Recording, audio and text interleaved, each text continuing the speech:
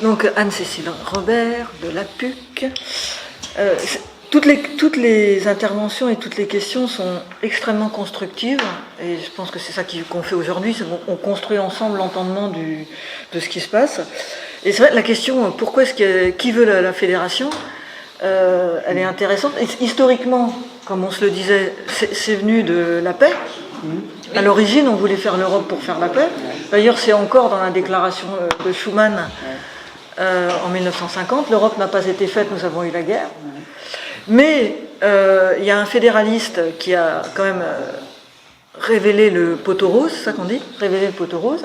C'est Jean-Louis Bourlange, quand il a dit, qui est chez Bayrou, quand il a dit « ce n'est pas l'Europe qui a fait la paix, c'est la paix qui a fait l'Europe ». Ah ouais. Tout à fait, la démocratie. C'est pas pareil. Et c'est très vrai parce que c'est lié au cadre atlantique, à la guerre froide, etc.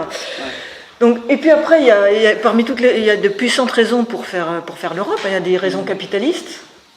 Depuis le 19e siècle, il y a des gens qui veulent faire l'Europe parce qu'ils veulent un marché de la taille de celui des États-Unis. Ça a toujours été l'exemple. Et ça continue, ça. Mais il y en a ici, il y en a en France qui veulent ça.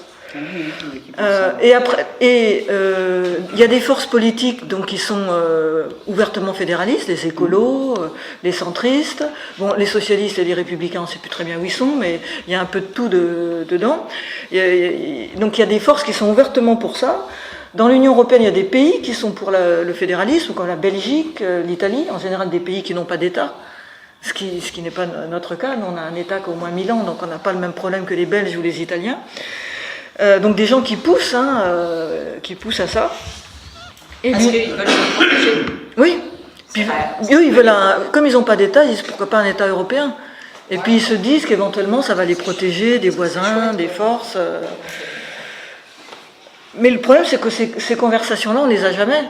C'est-à-dire, on n'a jamais de discussion aujourd'hui entre ceux qui veulent faire l'Europe et ceux qui seraient éventuellement opposés. C'est toujours sur des sujets périphériques.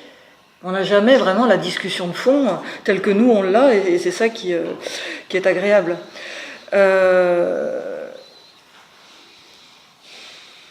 Il y a en fait plein de possibilités de s'en sortir. Et on parlait tout à l'heure de l'Allemagne. J'ai un collègue juriste qui travaille sur le tribunal constitutionnel de Karlsruhe, l'équivalent du Conseil constitutionnel, et il me dit que sociologiquement, il y a de plus en plus de nationalistes au tribunal constitutionnel. C'est le mécanisme inverse de ce qui se passe chez nous.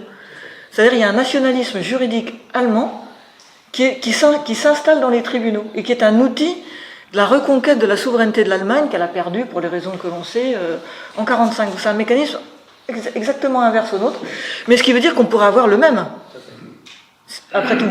On pourrait avoir d'autres juges avec d'autres mentalités. Une autre chose pour s'en sortir, c'est comme disait Jean-Michel, c'est la question des compétences. Là, on est dans l'engrenage. C'est-à-dire, conformément à ce qu'ont voulu les pères fondateurs, on est entré dans un engrenage qui fait qu'on ajoute à chaque fois un peu plus de compétences à l'Europe, à l'Union européenne. Mais on pourrait très bien arrêter l'engrenage. D'ailleurs, là, il est un peu bloqué. C'est pour ça qu'ils parlent de saut fédéral, c'est qu'ils veulent déverrouiller par la force.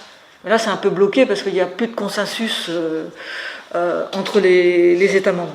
Et il y a notamment en Allemagne, mais pas seulement, des gens qui réfléchissent sur les compétences qu'on pourrait rétrocéder aux États.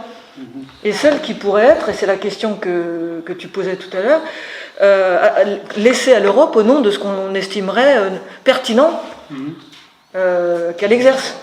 Parce que c'est ça la question. Tu as posé la bonne question. Pourquoi est-ce qu'on veut faire l'Europe ? Avant de savoir si on veut sortir ou pas. Michel parlait de coopération. Enfin, moi, je ne suis pas pour le repli derrière les frontières nationales, mais il y a toutes sortes de formes de coopération. Donc, au fond, il y a peut-être des choses pour lesquelles l'Europe nous serait utile, et puis d'autres pour lesquelles elle nous en... voilà. Donc ça, on peut très bien le décider, mais il faut le mettre noir sur blanc. Et à chaque fois, le faire sous contrôle démocratique.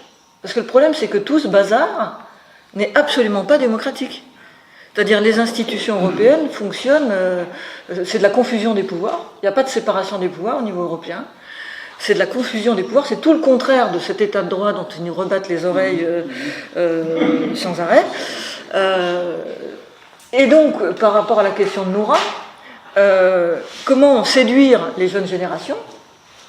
Déjà, s'ils sont ce qu'ils sont, ces jeunes, c'est-à-dire s'ils sont attachés à la liberté, s'ils sont attachés à la démocratie, le fait qu'il n'y ait pas de démocratie au niveau européen, ça devrait quand même les intéresser.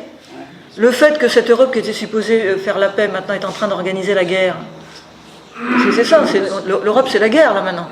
C'est-à-dire on est en train de construire des usines d'armement, on débloque des milliards d'euros pour faire des armes, pour intégrer l'OTAN, enfin voilà. Donc, et puis on a la politique européenne est une politique belligène, belliqueuse. Parce qu'on provoque les voisins, parce qu'on crée des inégalités, et les inégalités c'est des facteurs de guerre, etc. Donc, alors.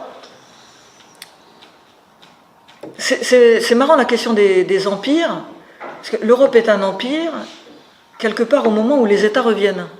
Il faut avoir conscience que l'Europe est complètement isolée de toutes les évolutions qu'il y a dans le reste du monde. C'est-à-dire partout dans le monde, les États reviennent. Parfois des États méchants,